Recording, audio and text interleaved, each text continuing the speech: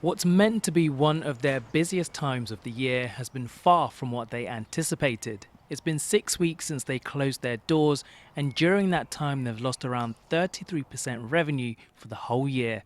But how did they react when they closed? After the first week, when we realised it was going to be longer, we put a contingency plan in place.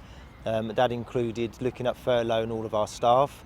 That included ensuring our safety and well-being of our volunteers that we rely heavily on to ensure that they would no longer come into site to support us. And then we started to look at the priority roles and tasks that we had to do to maintain the site. With their restaurant closed and other visitor attractions out of bounds, their sources of income have dried up. It's usually one of their busiest times of the year with the weather and bank holidays as well, but the impact the virus has had has been significant and have had to change the way they do things at this farm.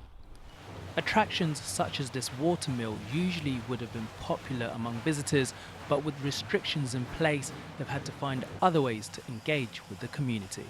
The restaurant's closed, and also we've got a play barn that a lot of parents will bring their children to, grandparents will bring their children to.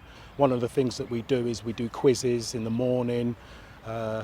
We do a number of different activities during the day, pictures of animals, just so we have some interaction with the audiences.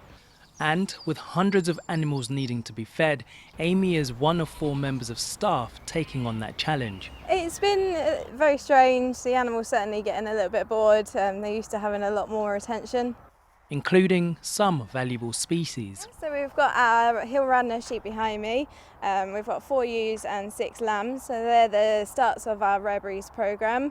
They are UK native and on the RBST rare breeds list. For now, they're doing all they can to maintain the farm and preparing for the future. We have already started to work on plans for social distancing, reducing our numbers that we can have through the door, so reducing our capacity.